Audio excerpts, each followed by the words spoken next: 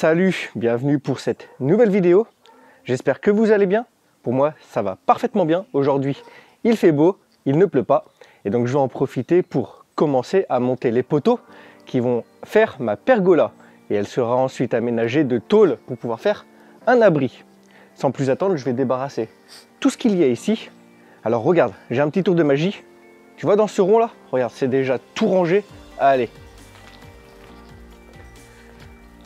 Et voilà, comme tu peux le voir, j'ai fait une place nette sur ma terrasse. Donc maintenant, petite intro et je te montre un peu ce que je dois faire. C'est parti!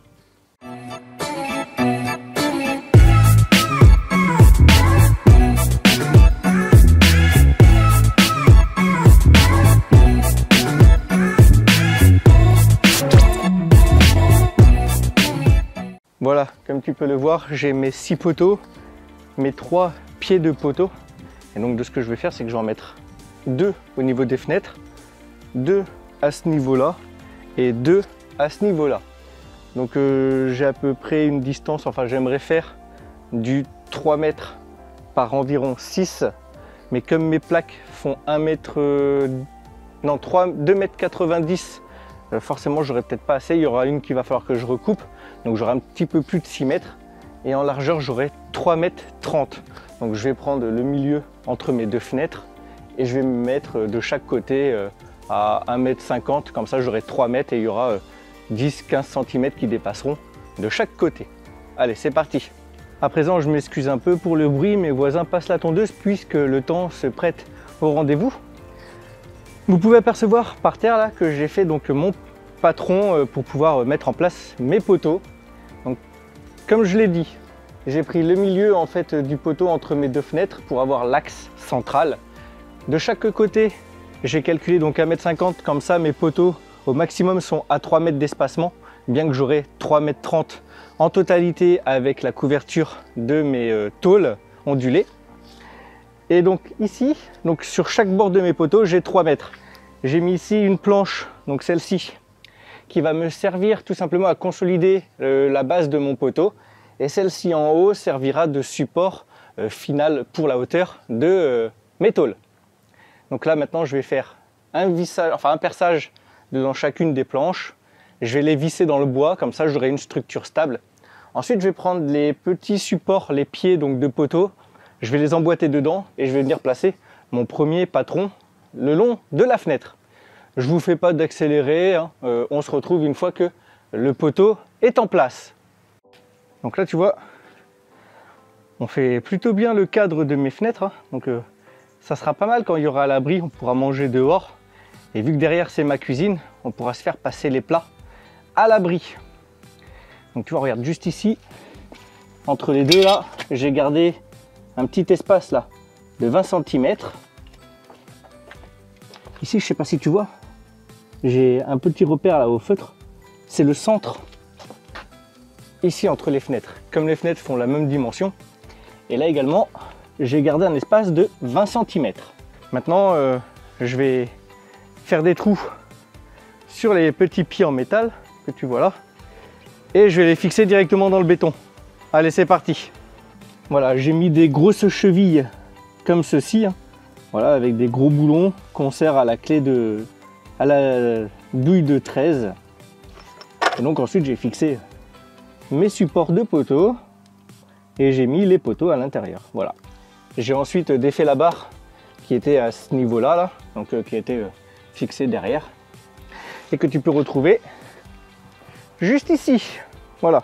Donc là je vais reprendre 2 de ces poteaux, je vais les réallonger ici là sur la longueur, calculer mes 3 mètres comme je l'ai fait là et là, et je vais refixer ensuite. Donc j'ai déjà tracé, je sais pas si tu verras la ligne, voilà, pour pouvoir m'aligner avec le mur du fond.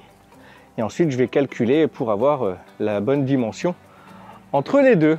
Allez, je t'épargne cela et on se retrouve une fois que les poteaux sont mis en place. Voilà, donc j'ai posé les 2 poteaux comme vous pouvez le voir ici, donc ça en fait 4 en tout. Il y a encore la barre en haut qui va pouvoir maintenir le tout. Donc là, je vais arrêter pour aujourd'hui parce que je suis essoufflé. Ça doit d'ailleurs s'entendre à ma voix. Et donc, pas demain vu que je suis pas là, mais je pense lundi s'il fait beau, mardi, enfin du moins la semaine prochaine. Je vais donc faire les barres là qui maintiennent donc le long. Refaire encore les 2 poteaux qu'il reste au fond là pour les mettre encore devant. Donc à peu près 3 mètres d'espace. Comme ça, j'aurai mes 6 mètres de longueur. Et là, il y a 3 mètres de largeur. Alors vous pouvez demander, c'est quoi ces petites cales? Alors tout simplement, les poteaux là, ils font normalement 2,40 m. Donc au fond là-bas, ils font 2,40 m. Et en fait, je les ai coupés ici à 10 cm. Donc j'ai retiré 10 cm. Comme ça, en fait, là-bas, il y a 2,40 m. Ici, il y a 2,30 m. Et après, quand on sera là, il y aura 2,20 m. Et comme ça fera une petite pente légèrement pour l'écoulement des eaux. Voilà, l'eau de pluie surtout. Bon, elle n'est pas très pentue, mais ça sera largement suffisant parce que si vous voyez, bon, là, c'était tout le bordel qu'il y avait sur la terrasse. Mais les tôles là, elles sont quasiment droites, donc à plat. Voilà, comme vous pouvez le voir. Et l'eau, en fait, s'écoule plutôt bien, alors que là, c'est pas très pentu. Donc je me dis qu'avec une petite pente de 10 cm sur la longueur de 3 mètres, ça devrait être pas mal. Parce que là, j'ai mesuré, et en fait, on est à 2 cm de pente. Donc quasiment, ils sont à plat. Donc normalement, 10 cm sur les 3 mètres là, de longueur, ça devrait être vraiment pas mal. Donc là, on est mercredi. On se retrouve donc devant la pergola. J'ai, comme vous pouvez le voir, posé la 3e arche. Donc on est à 6 mètres par rapport à la première qui est tout à fait sur ma droite, donc sur votre gauche. On est plutôt proche de mon barbecue, je dois l'admettre. Alors ça sera plutôt pas mal, je pense que comme ça je pourrai cuisiner lorsqu'il pleuvra. C'est un bon point. J'ai également, comme vous pouvez le voir, juste ici, fixé les premiers supports donc de la toiture. Je vais couper donc ici sur la moitié de mon poteau, à suivre sur les 5. Et après, vous voyez, il y a des planches qui traînent encore par terre. Donc je vais en mettre une ici en longueur et je vais reproduire encore le même patron, donc avec 5 planches juste ici. Je vais aussi prendre des tasseaux et je viendrai donc tous les poser de cette manière là, donc espacés de 40 cm. Donc vu qu'on a 6 mètres, il m'en faudra je crois 17 ou 18, je sais plus exactement, j'ai calculé. Et je les ferai dépasser aussi de 15 cm, donc ça veut dire qu'on sera sur la même longueur que ceci. Maintenant, je vais couper tout ça. Je vous épargne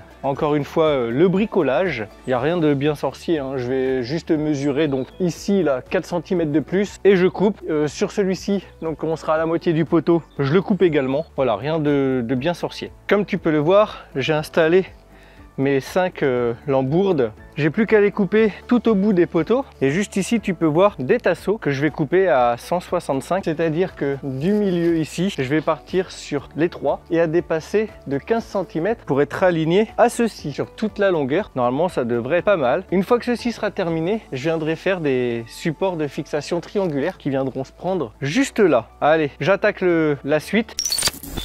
Sur conseil de quelques amis, j'ai dû refaire les fixations des chevrons.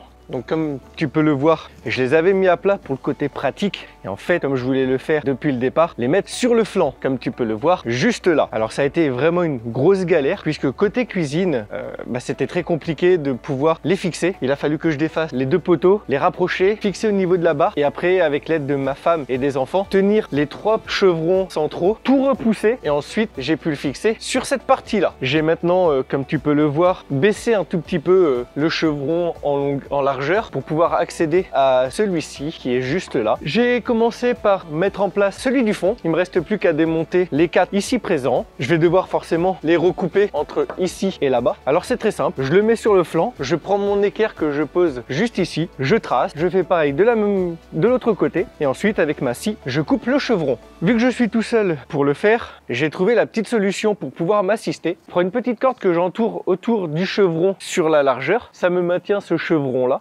Je viens le fixer ici par une première vis, je le mets ensuite en face avec une autre vis et ensuite je viens consolider le tout avec une seconde vis de chaque côté. Je t'épargne cela, comme tu peux le voir, il y a du vent. Cette semaine, il pleut énormément, donc j'essaye de travailler entre les gouttes comme on dit. Et donc on se retrouve lorsque j'aurai remonté les 4 autres chevrons. Ça y est, enfin, j'ai mis tous les chevrons de champ, comme tu peux le voir juste ici. Il y a ici des chutes. À quoi cela va me servir? Tout simplement par conseil de mon ami Julien sur Facebook. Je vais faire des entretoises ici, là, et ainsi de suite, donc sur les 2 parties, et je vais les espacer à environ 1 mètre. On se retrouve une fois que les entretoises sont posées. Mais avant de faire les entretoises, comme tu peux le voir, j'ai ce chevron sur la largeur que j'avais baissé afin de pouvoir visser ces chevrons-là par ici. Donc de ce que je vais faire, je vais relever ce chevron et le refixer sur mes 2 piliers. Et voilà, après plusieurs jours à attendre de pouvoir le faire avec la pluie, le froid, etc. C'était pas simple. Tu peux voir que j'ai rabaissé, donc comme je le disais, ce chevron. Donc je l'ai bien refixé. J'ai aussi posé des entretoises et les tasseaux par-dessus. Les tasseaux vont me permettre de pouvoir poser mes tôles correctement à plat. Je te montre ça. Par-dessous, tu peux voir ici que j'ai mes chevrons sur la longueur et j'ai mis des entretoises sur la largeur. Donc je te montre ce que ça donne sur tout le dessous. Maintenant on va monter et je vais te montrer ce que ça donne avec les tasseaux.